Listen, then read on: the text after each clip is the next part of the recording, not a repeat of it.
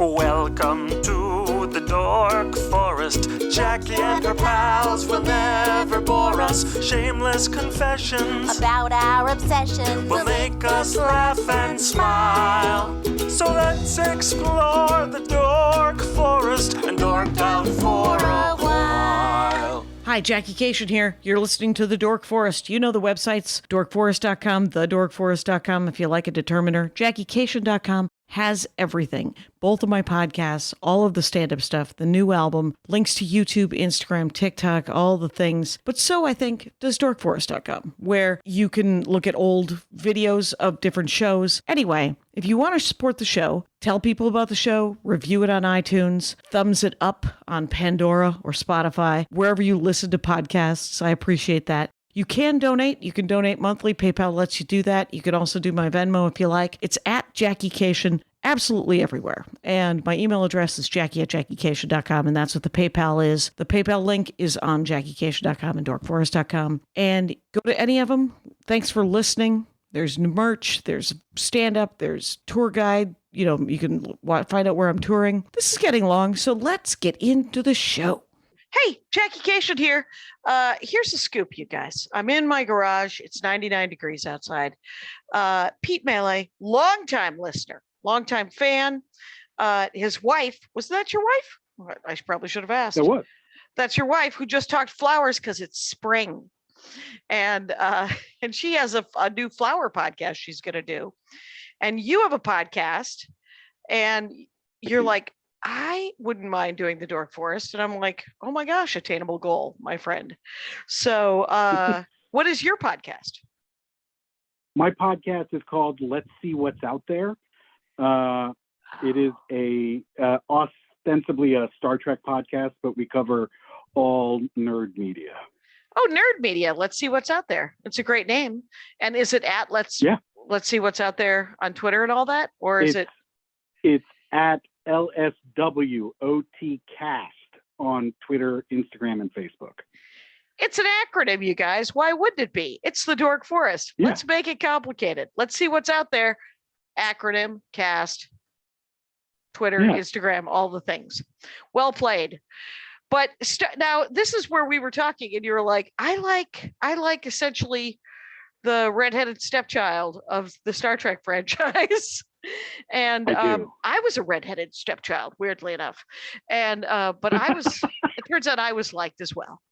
But you liked Enterprise, which then became Star Trek Enterprise, which was then canceled after year 4.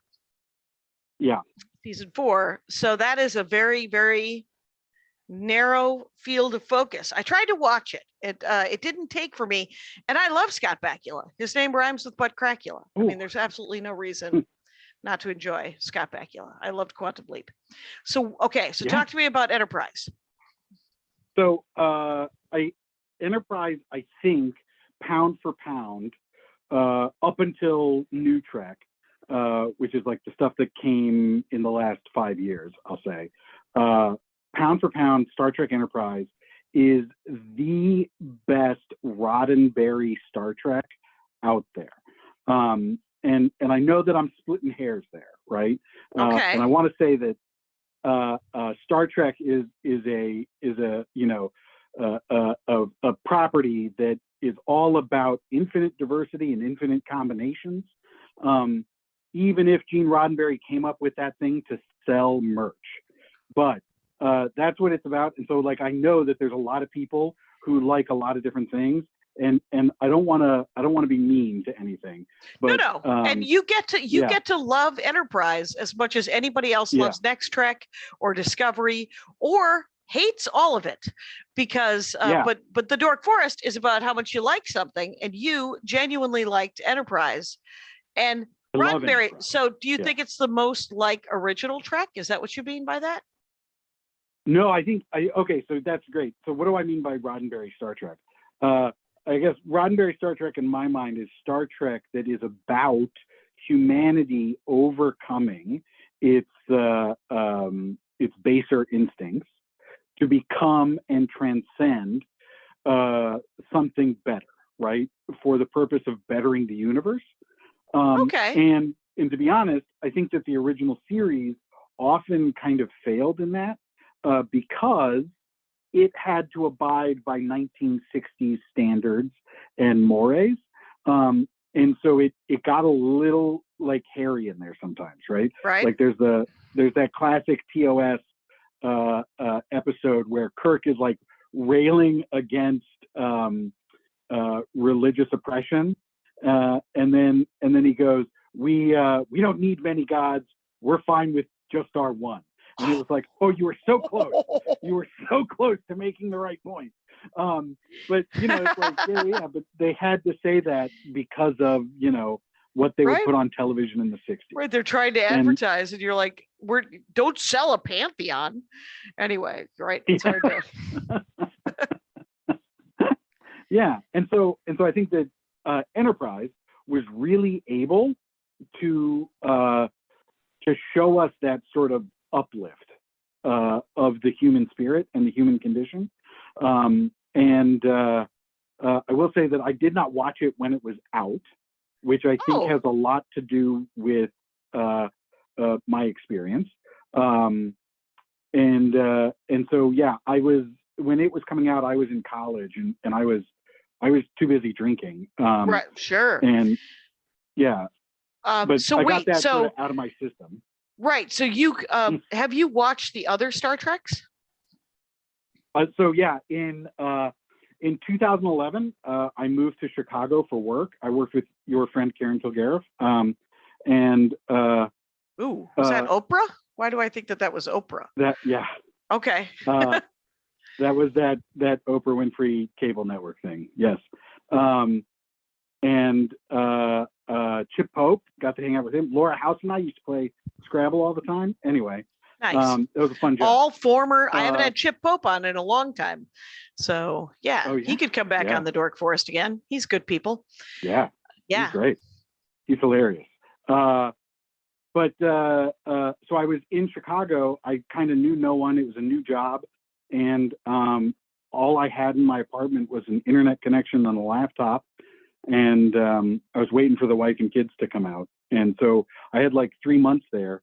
And I just was like, oh, crap, all of Star Trek, because all of Star Trek at that time was on Netflix. That's right. That's right. They dubbed it all on there for like 5 years, I think, right? Netflix.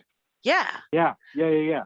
And so June, July, August of 2011, I watched every single Star Trek episode that existed back to back to back, like in chronological order. Wait a minute. You spent 3 months watching all of the different series as well, and you finished them all in 3 months? Ostensibly, I was working, but yeah. Yeah. Well, that is some epic binging, though, because we're talking Star Trek, the original Trek, and then we're talking Next Trek, Star Trek Next Generation. Animated. Oh, right. Did you also do the animated? Yeah, hilarious. Yeah. I'm a completionist. Oh, right. Who doesn't want to? Yeah. Okay. So you did all the animated nonsense. Was there anything good there? I remember trying to watch it when I was a kid. There is. Actually, the animated Star Trek, I think, is really interesting for a lot of reasons. They've got some great races that they introduced.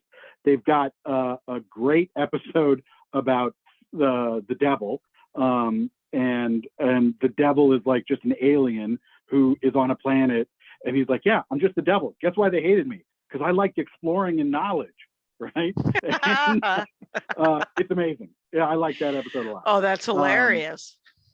Yeah. Okay, so then and they actually introduced the idea of the holodeck in the animated series. Oh, that's an interesting fun fact. Who knew that, right? Yeah. Well, nerds, yeah. Right. I'm sure many people knew that. I did not, but because here's my thing with Star Trek. I thoroughly enjoyed Star Trek when I was a kid, and then I watched all of Star Trek: The Next Generation when I was in college. Yeah. And then I watched some of Deep Space Nine, and then I watched all of Voyager, and then I watched and I've seen the first 2 seasons of Discovery. And I have not watched the last, and I have seen the first season of Lower Decks. There's 4 now, and I have not seen any Picard. Okay. And you've missed Prodigy. And I miss Prodigy, which I didn't even remember. I forgot entirely about Prodigy. Where does that fit into the system? So Discovery, you mean like timeline wise? No, I think Sorry. airing wise. Okay, so Prodigy is on right now. It's another new one. Ended. It's another new one. It's another animated. So for the animated series that are current, right? I'm skipping the TOS animated, but Okay. Lower Decks is their riff on Orville. It's like a Family Guy animated show. Yep.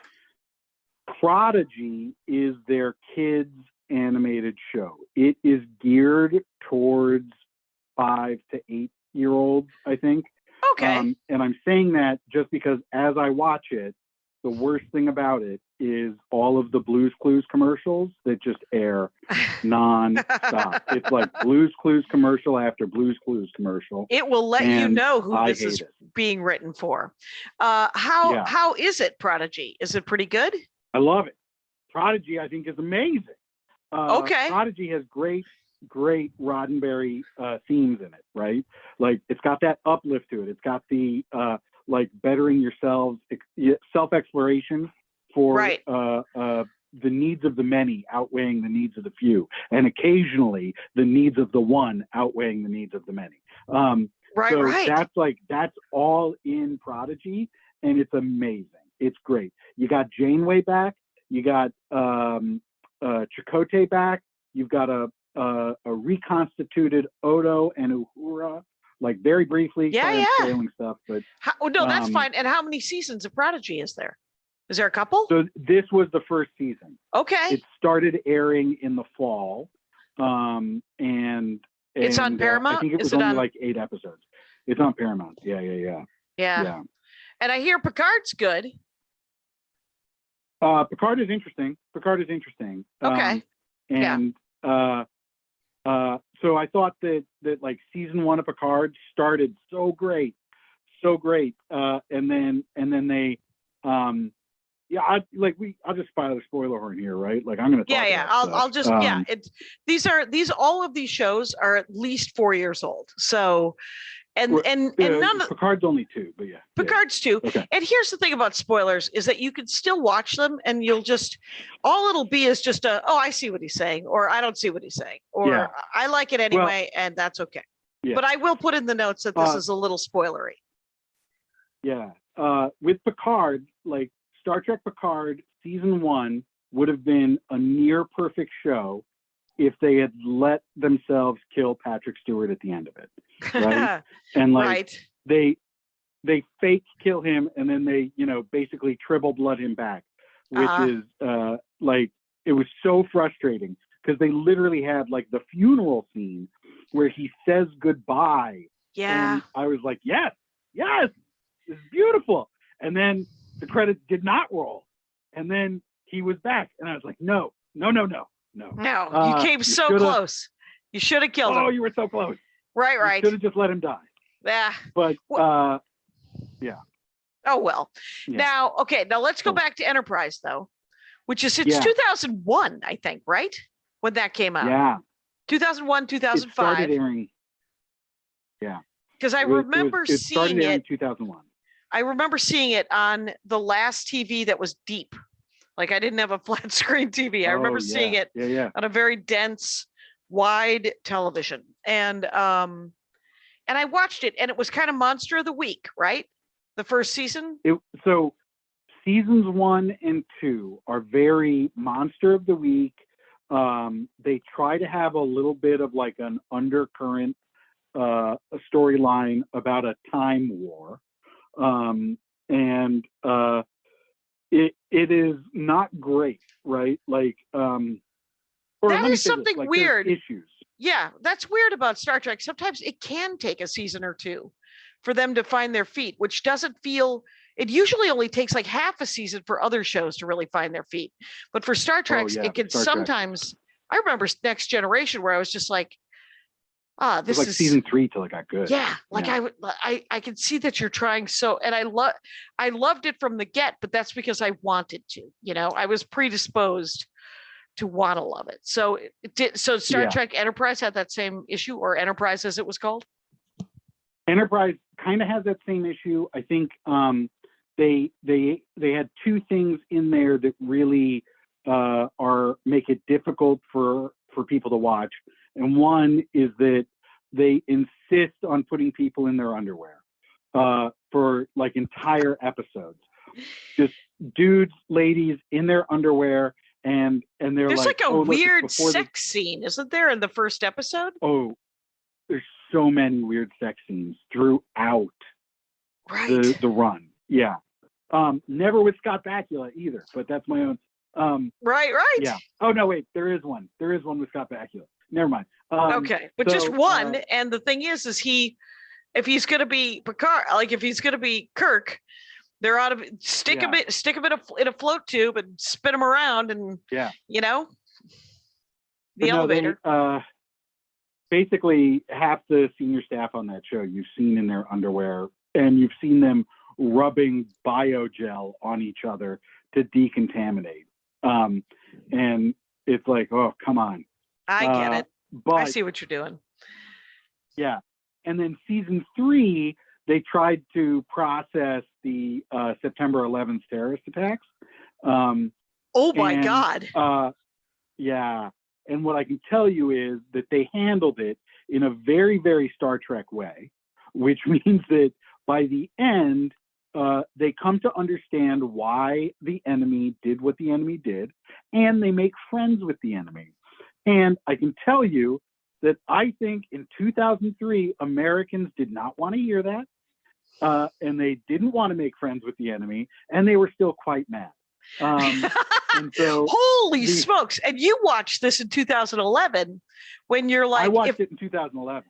Which might have been a great, you were like, if we had handled it in this way. I mean, that's the thing about Star Trek in general, is that, and it's so interesting that they wrote it like in 2011, you could look back and go, that's actually not a bad way to deal with it, to actually see why they did it and what was happening with it. But in 2003, for them to have written it like that, it takes an incredible amount of sort of that Gene Roddenberry flavor to it, with that humanity overcoming. Wow. So that's season 3. So season 3 did that, and then season 4 is where most people who have been willing to sit and watch Enterprise in its entirety will say, hey, season 4 is where it starts to get good. Season 4 is where they start to bridge the gap, and it is very Roddenberry. They bridge the gap from sort of to talk Star Trek nerdiness, right? They really start to bridge the gap between First Contact and the Federation and the founding of the Federation. And like the end of season 4, you're seeing like Archer speak at the start of talks that become the Federation, and it's great. Okay. Yeah. So it's the founding of the Federation is the 4th season, kind of. So does he spend a lot of time on Earth in Newtown, San Francisco? He spends a fair amount of time, I think, bouncing around Earth's solar system in season 4, because that's the other thing. The big bad in season 4 is Earthlings who don't want to merge with aliens because the terrorist attacks got us. Like the aliens attacked us. They were the terrorists. Sure, we're friends with them now, but we still don't like them and we can't trust them. Right. So it's sort of a Watchmen kind of thing, which joins the Earth together, and then it turns out there are still racists and horrible people. Interesting. Yeah. Okay, so now we go back to the very beginning of Enterprise. Yeah. There's a dog. Why is there a dog? So there's a dog because I think I don't know why. I mean, it's fun that there's a dog, right? Is there? Yeah, it's cool that there's a dog. Yeah. And it is a little silly, but then it also gives us the great joke in Star Trek 2009, where Scotty is like, "Oh yeah, I practiced beaming with Admiral Archer's prized beagle, and I'll let you know when the beagle turns up. And like, so yeah, that's why that's there. Oh, Yeah. that's why they put the dog in, so there could be one joke. Yeah. Yeah, I mean, that's come on, awesome. that's the slogan. Yeah. Okay, so who's on staff? I only know Scott Bakula. He's the only one. And is there? Okay. Yeah. Yeah. So I'm going to take a quick second to plug this amazing podcast that's out right now called Shuttlepod One, which is also the name of a great episode title from Enterprise. Okay. And Shuttlepod One has Connor Trenier, who played the engineer, Trip Tucker. So he was the engineer. He now has a podcast with Dominic Keating, who was the security officer, where they just talk about Star Trek Enterprise. Two of the actors who were on the show have a podcast about that show they did 20 years ago. Oh, that's awesome. And it is amazing. Okay. It is amazing. I highly recommend everyone listen to Shuttlepod One as well. Okay. As the Dork Forest and the Jackie and Laurie show. But anyway, Thank you. And let's see what's out there. Let's see what's out there. Well, don't forget, let's see what's out there. I'm with Pete Mele, everybody. Okay, go. Yeah. So Connor Trenier is the engineer. He plays Trip Tucker. He is the Southern good old boy engineer who loves engineering and engineering stuff. You've got Dominic Keating, who plays the British security officer whose entire family is in the Navy, and he is ostracized for joining Starfleet. Okay. You have Jolene Blaylock playing the Vulcan science officer. Okay. And she is on the crew of humans only because the Vulcans don't trust humans. Okay. So it's great. She's just there sort of as a safety valve in case they got to pull the plug, if I remember correctly, on humans, right? Yeah. They're just like, exactly they could go batshit. We might have to get in here and shut them down because they may not be ready for this. Yeah. You got Linda Park, who plays Hoshi Sato. Linda Park is the communications officer. Okay. And her superpower is that in 3 sentences, she can speak your language. It is ridiculous. But Hoshi Sato, you need one, is the one who invented the universal translator. But okay. But like literally, it's like, we're getting this strange alien message. We don't know what it means. There's no universal translator because it's pre-Star Trek, or whatever, pre-Enterprise, pre-Starfleet. Nope, that's still wrong. Pre-Federation. Okay. That's the right words. And she literally, it's like, they're broadcasting something weird. What is it? I need more nouns. I need more verbs. They're saying we hate you. Okay. Like she just gets it like that. It's amazing. Oh my God. I need to actually just see that episode, quite honestly, just offhand. Okay.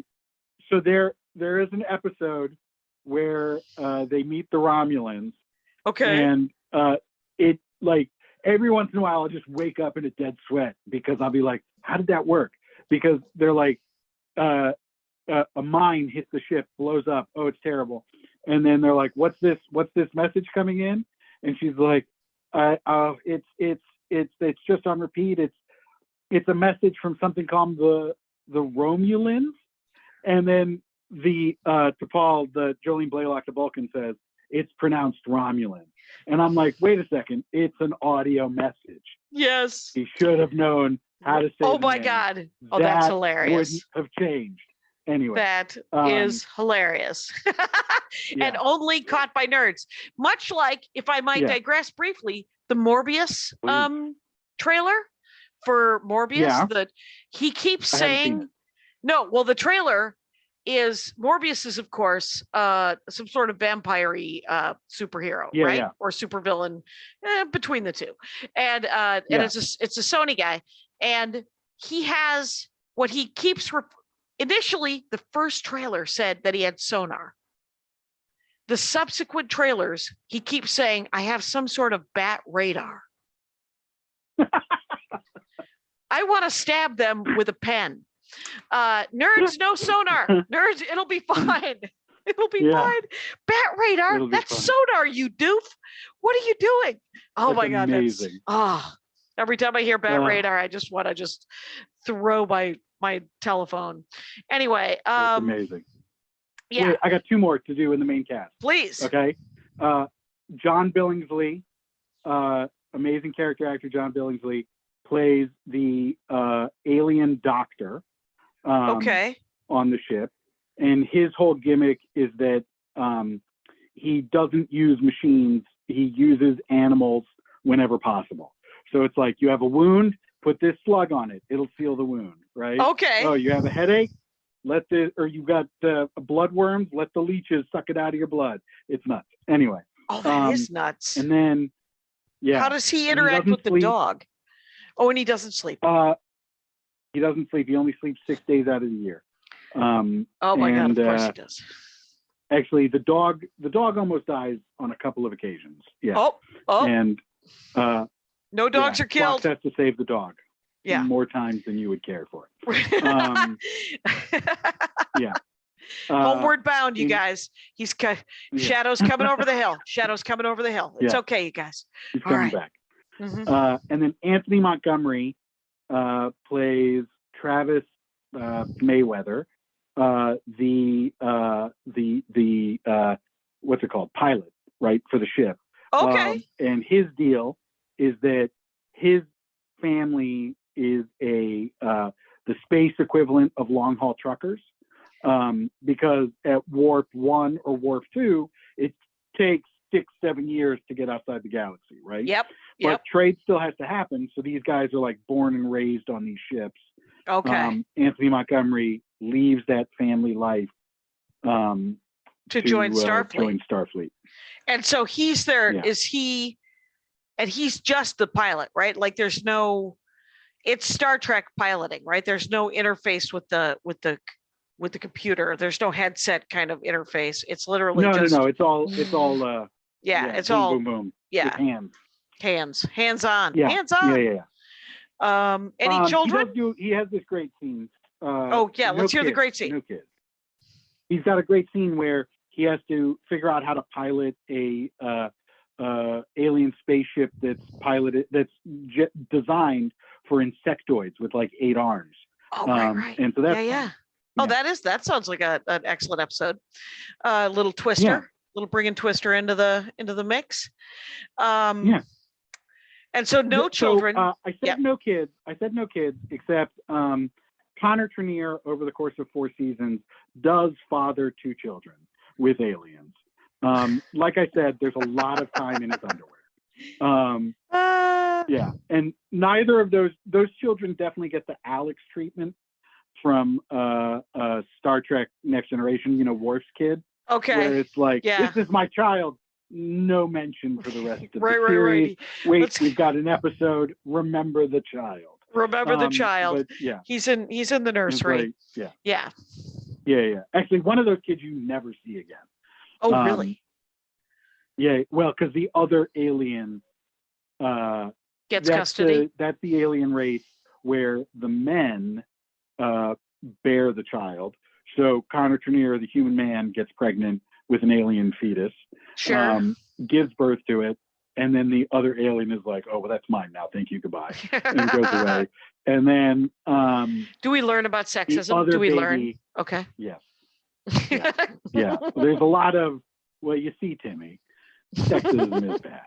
And they say that while they put all of the women in skimpy underwear. And so it's like it's a little bit difficult to really pick up that message. Right. Roddenberry and his pointy bras is he's trying, but he's trying from a weird place. So and it's fine. I mean, everyone doesn't want to see good-looking people in their underpants. Exactly. And the men are also in their underpants too, right? Oh yeah. I mean, the Trip Tucker, the engineer, more time in his underwear than in his outfit, I'd say. In his uniform. Yeah. Because so after the terrorist attacks, he has trouble sleeping because his sister died in the terrorist attacks. And so then Jolene, T'Pol, the Vulcan, has to help him sleep with Vulcan neuropressure, which is just massage. Yeah. And so after that point, they are just in their underwear massaging each other during staff meetings, like just anytime you need. Oh my God, staff meetings. Any discussion of STDs? Any safe sex? Any talk? STD discussion. Oh, okay. Oh my gosh, yes, there is. There's an entire STD arc. Yeah. Season? Yeah. Do you remember? Vulcan. Oh, season 2, I think. Makes sense. Be season 3, but I think it's season 2. It's the one thing that Enterprise did really well was fleshing out Vulcan backstory, right? So like we have this, like the Vulcan that we know from TOS in the past and everything after TOS up to Enterprise is pure logic, very reserved, right? Very sort of low reserved. That's the word. Right. For, and Ponfar every 7 years. Yeah.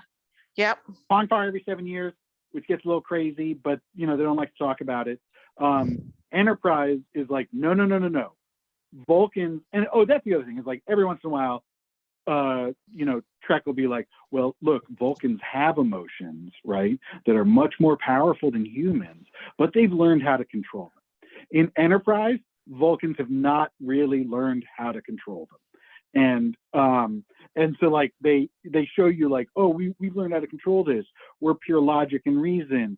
But then they do things that they're like, well, yes, but everyone knows Andorians are bastards and need to die.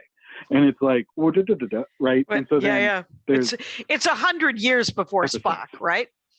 Is it 100 years before Spock? It's like 100 years before Spock, although T'Pring from the Ponfar episode of TOS is a character in Enterprise as well. Oh, weird. Am I saying that wrong? Maybe it's not T'Pring. That sounds like the guy from Shawshank Redemption, which I think was Dufresne. That was Dufresne. No, it is T'Pring. Never mind. Oh, good for you. Maybe I'm right. Nope, it wasn't T'Pring. T'Pring was his wife. Oh, dang it. Okay, sorry. Well, I'm not going to look it up. Sorry, but don't worry about it. But that guy. The other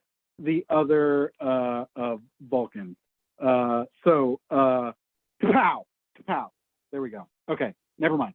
So they've got that.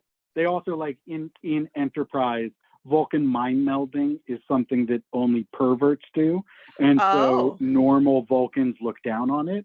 Okay. And then there is a rare disease that can be spread by mind melding, and the Vulcan crew member in Enterprise, T'Pol, has someone force a mind meld on her, right? And she didn't want it, and then she gets the illness, and then is ostracized by her people, the Vulcan High Command. Oh, but it's like being blamed for being raped. Yes. Yes. Yeah. It's actually I don't know. It's one of those episodes where they take what's happening and they break it down into sci-fi, and then you get to think about it in different terms. Yeah, it's outstanding. Those are all really good. And it's interesting because it makes sense, because I remember when Spock was reluctant to mind meld, he's like, it's incredibly personal. You don't want to do it. I don't want to do it with you guys. Okay, I guess I'll do it. Right? I mean, there was definitely that arc every time Spock used a Vulcan mind meld. And then it became kind of a father to son kind of thing. Like remember in the movie where him and Bones did it? Yep. Like he dumped himself into Bones. You remember. Yeah. Where he puts his Katra into Bones so that then he can come back alive. They do something similar in Enterprise. In Enterprise, they find a Katra, and people are like, well, Katras don't exist. And then it's like, no, they do. And they bring back this ancient Vulcan philosopher, and it helps Vulcans, advance again. And you see that in Enterprise.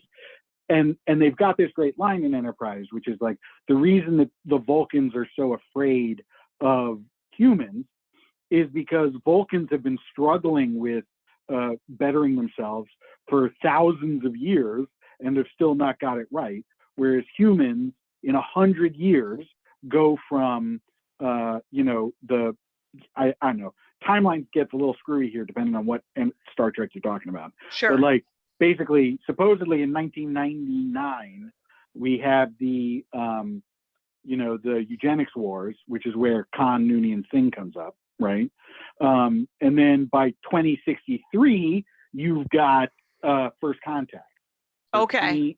2062, whatever it is. And so it's like 100 years from World War III to progress. And, Right. And so that's why the Vulcans are like, hey, humans, you're not ready for spaceflight. You're not ready for Warp 5. It took us so like, long. Yeah. It took us so long. Yeah. Did the humans invent Warp 5, or was it given to them by and sort of fired off First Contact because of Warp 5? So as I remember, and again, I might be wrong, right? So like dorks out there, I know. Yeah. It's if someone's got more info, post it in the chat. Post it in the notes. Happy to talk Star Trek anytime. But the humans actually developed the Warp 5 engine that is on the Enterprise. Okay. But they would have, they think, developed it a lot faster if the Vulcans hadn't been holding them back, right? Vulcans have been like, no, you're not ready for this, right? Don't look this way, right? They make the humans go the look long over way there. around. Yeah. Okay, so they delay it by maybe 20, 30 years or something. Is that about right? Something along those lines? Archer's big anger point is that his dad, who was a contemporary of Zefram Cochrane, wasn't alive to see a Warp 5 engine. And he thinks that, his dad should have been able to see it. His dad should have been able to do that sort of thing, but the Vulcans held them back. Oh, so he's got a bit of a grudge against Vulcans? Like, what's Archer's? What's his vibe? What's Scott Bakula's vibe? I mean, in a lot of ways, Scott Bakula's vibe is Scott Bakula, right? Right. Scott Bakula plays Scott Bakula. Right. Like, and there's so much, I mean, at least for me, right? There is like so much Quantum Leap ingrained in my face that when I see that face, I can't help but think, oh crap, where's Ziggy? Right. And actually, Al guest stars in season 1. That is just pandering, but is it amazing? It's amazing. Yeah. I loved it. Al plays a bad guy, kind of. Oh, okay. Awesome. And I've forgotten that guy's name. He just passed away too. Was it Dean Stanton? Yeah, no. It was Dean Stanton. Dean Stockton. Stockton. Okay. Yeah, Dean Stanton also just passed away too. I don't know. I think a lot of Deans just died. Rough day for the Deans. But so Archer's vibe is that he grew up with Zefram Cochrane as like his uncle. Okay. Zefram Cochrane, the guy who invented warp, right? Yep. Played by that tall drink of water in the movies. Right, that guy. I remember that guy. I can't remember. No idea what his name is. I do know he's a vegetarian. Oh, okay. Anyway, so he was like Archer's uncle, and James then Archer Cromwell. just lived. That's it. James Cromwell. There we go. Cromwell is Zefram Cochrane in the movies, but not in TOS. In TOS, it's played by somebody else. Okay. And actually in Enterprise, also played by him, but they just used old shots from the movie. They never actually got him back in. Oh, that's awesome. So he just got a check. Good for him. It's amazing. Yeah. Yeah. So he was like Archer's uncle, and Archer's dad was like his right hand and helped him out. And Archer then watched his dad sort of get held back by the Vulcans, was their impression. Right. And so he's got a chip on his shoulder that he wants to carry on his dad's work, right? Propel humanity into the warp age. But Vulcans are holding him back. Yeah. Okay. So does that resentment show up with the Vulcan woman on the ship?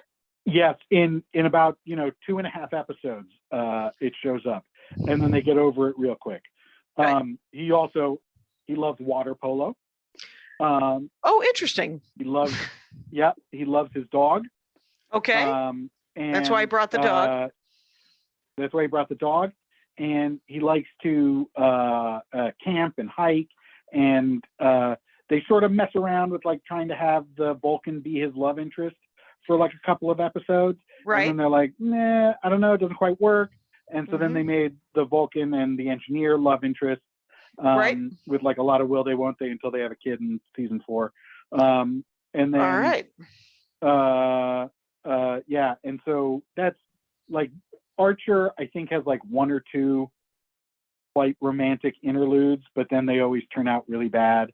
Okay. And the aliens who seduced him were doing it to get something out of right. Out of it. There's always they were just inextricably drawn to him in the way but that it was actually ulterior motives. Yeah. Ulterior motives. Okay. And that is very interesting. Okay. So what are your favorite episodes? Do you have favorite episodes from each season, or is it mostly just you liked season 4 the best? No, I like season 3 the best.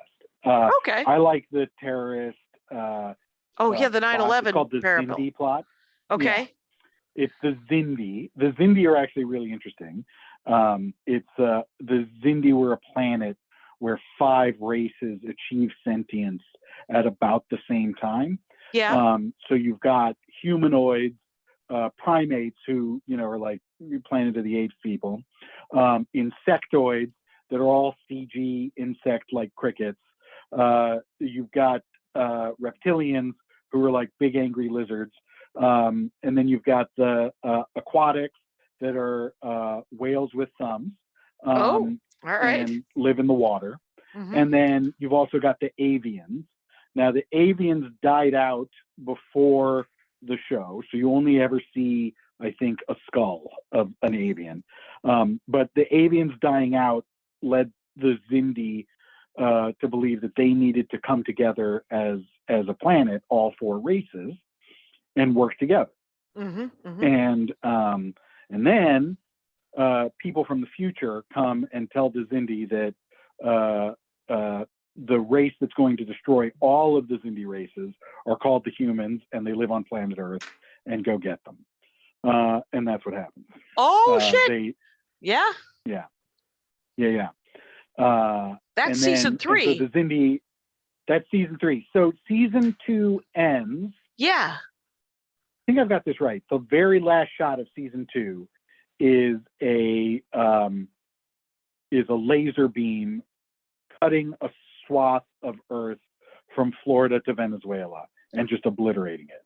And then the Enterprise is like, we got to go back to Earth.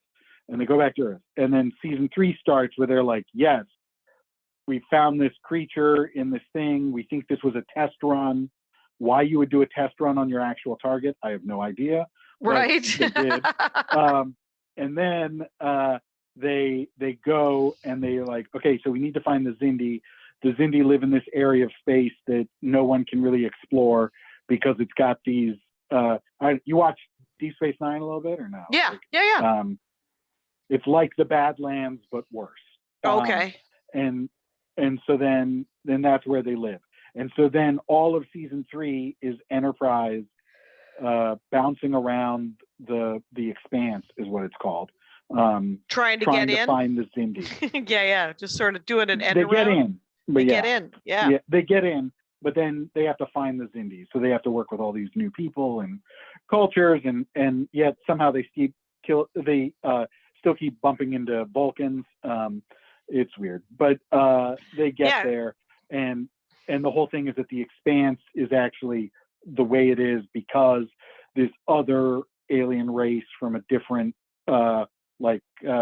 dimension are trying to convert the expanse into real estate that they can live in. Mm-hmm, and so they know that if the humans succeed with the Federation, they will fight them, and so they're trying to get rid of the humans before they interesting. And then okay, ta-da.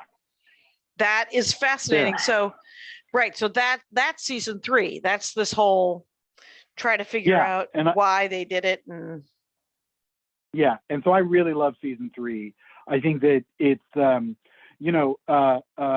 interesting because like Roddenberry never wanted to have stories about individual characters and like their growth. He always wanted it to be that the humans are perfect, right? What we're seeing in the Federation is perfection, and they go around and fix other people's problems. Imagine that, right? A white man in the 50s trying to tell everyone how to fix their problems. Oh my God. It's that manifest destiny.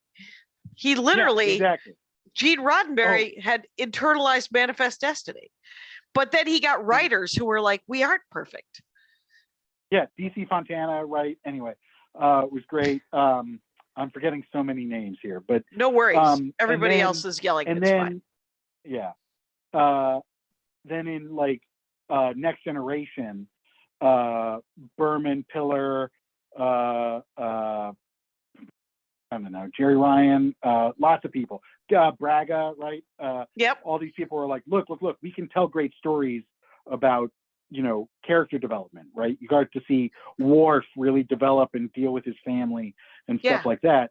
And then in Deep Space Nine, like they sort of took that and were like, okay, great. And what if we made it like stretch over multiple, like an entire season, 5 seasons of the Bajoran War, right? Or the, the war with the Founders and the Alpha Quadrant and Gamma Quadrant going at each other.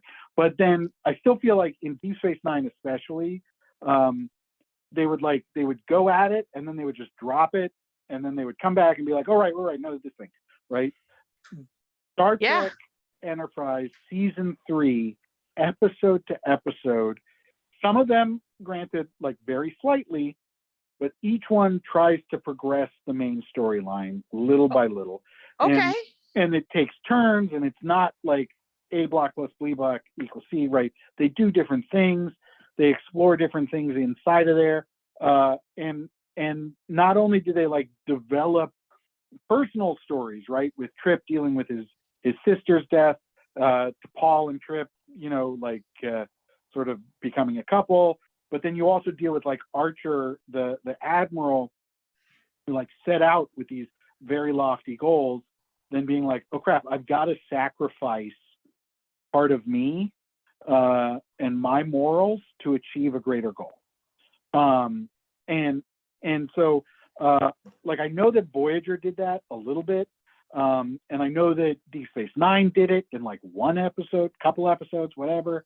But I always like those episodes in Deep Space Nine and Voyager always felt to me like it was coming out of left field, right? Okay. And it's there's this other great podcast called Mission Log where they're watching every episode of Star Trek in chronological order, and talking about it.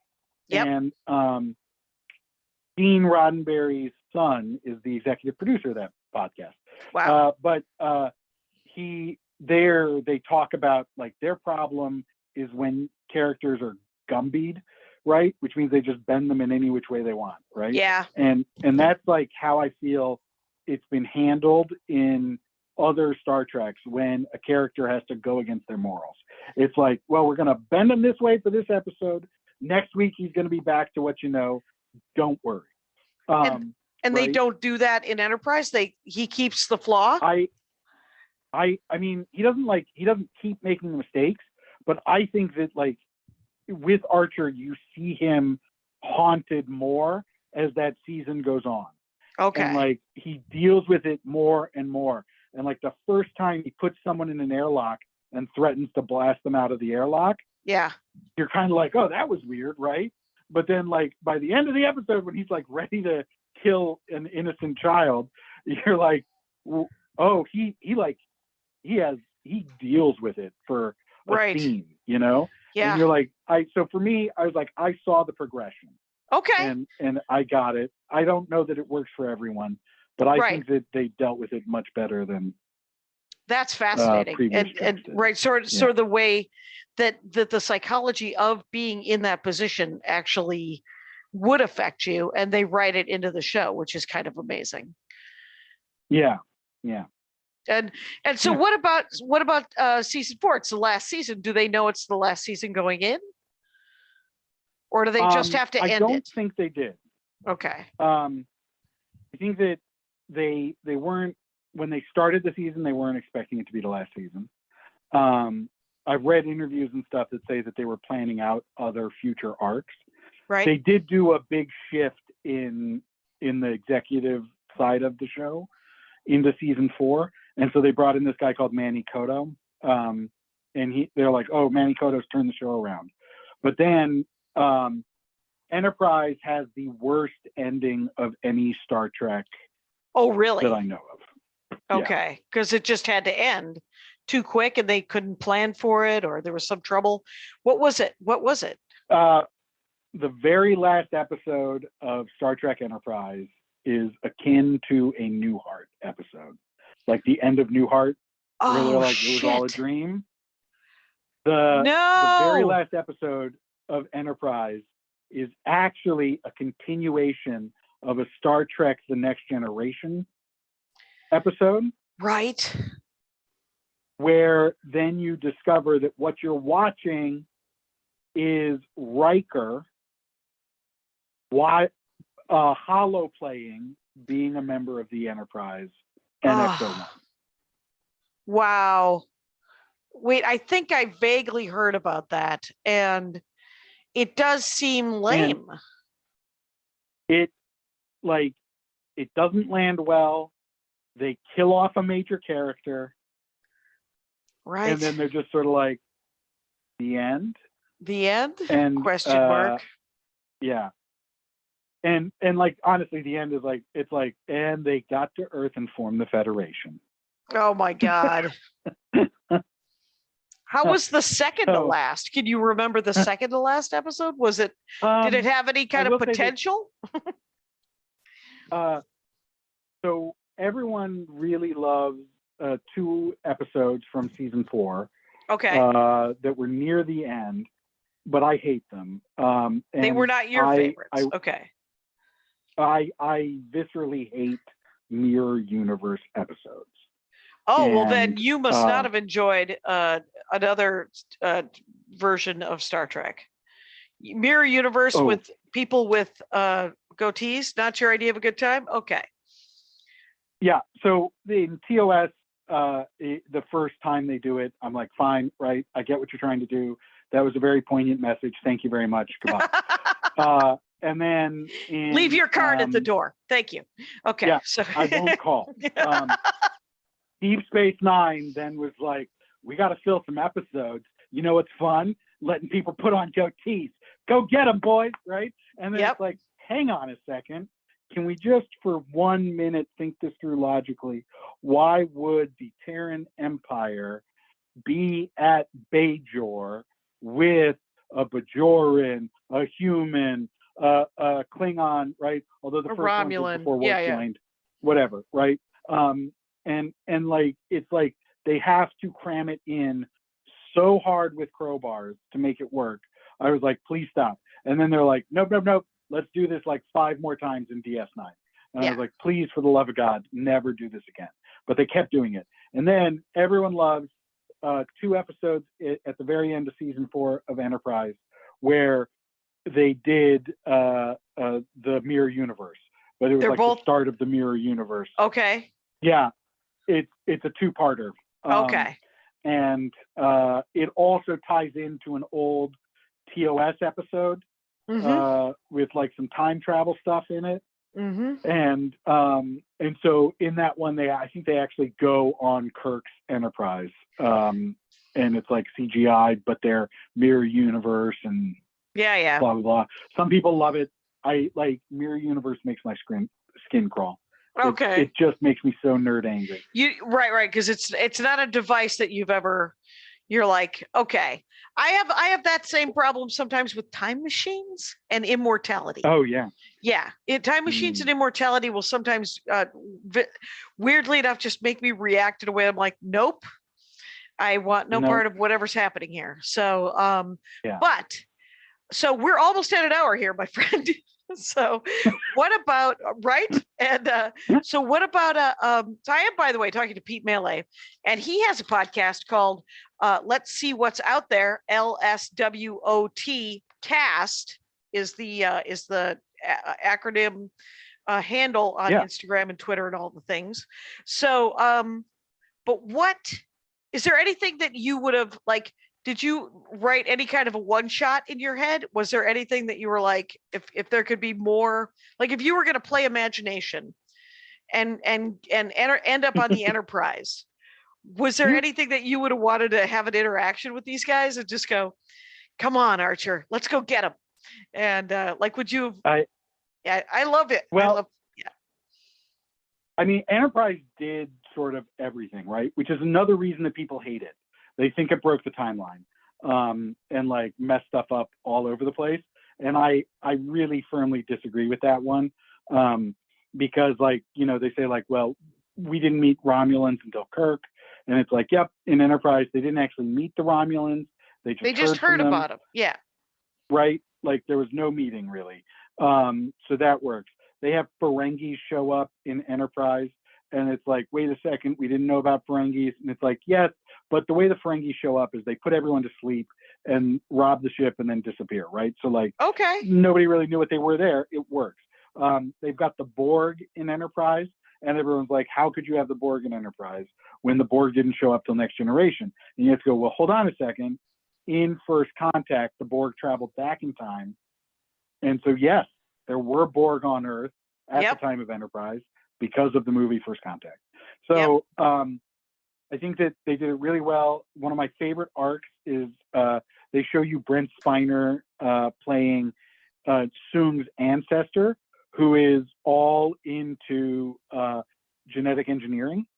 Okay. And I love it. And then at the end of that arc, like, you know, Archer convinces Soong to get out of the genetic engineering business because genetic engineering is bad. And Soong's like, you're right. Maybe the answer's in robotics. And it's like, yeah, right. Look at that. Okay. Yeah. That's awesome. Awesome.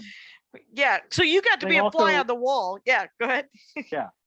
They also explain the difference between TOS Klingons and Next Generation and future Klingons. Yeah. Through genetic engineering is like what that ridge thing is all about. And I'm like, yeah, all for it. That works for me. Yep.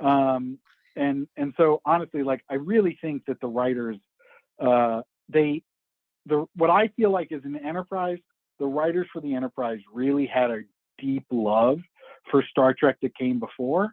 Okay. And then tried to tell new stories in that same vein. Right. And so it clicks for me on every step. Yeah. That has to be where we ended, Pete Mele. I have to tell you that's been my TED Talk. Yeah. That has been your convincing me to at least try to see a couple of episodes. And I want to watch Prodigy is what I want to watch. Because I'll sit through a Blue's Clue. It's like, they're 15-minute eps. Awesome. Because I like Lower Decks, but it's a little snarky for me. And I think I might like Prodigy even better. So Lower Decks drives me bananas because they do so many things where I'm like, that would not be allowed in the Federation. Right. And I want, and then they've got like 3 great jokes in each episode where I'm like, damn it, those are great jokes. I gotta stay. Why isn't the whole episode that great joke? Right. Instead, you're doing this other stupid stuff. Mm-hmm. Yeah, and I wanted them to stay more in the Lower Decks too. I really did. I didn't want them to go to planets and start being like away teams, but whatever. It should have been Red Shirts, the cartoon. Yeah. Yeah, but all good. Pete Mele, you've done vital work by being on the Dork Forest. Everybody go find his podcast, which is called Let's See What's Out There, LSWOT cast, and it'll be in the notes. And this has been an episode of the Dork Forest. You know the rules out there. Take care of each other. My hat, my hat, my hat. They're dancing around my hat, my hat, my hat, my hat. Well, what do you think of that? If it looks like a Mexican hat dance and it sounds like a Mexican hat dance, it's most likely a Mexican hat dance. So take off your hat and let's dance. Yay! Oh my God. Why don't we just call that as the end of the show?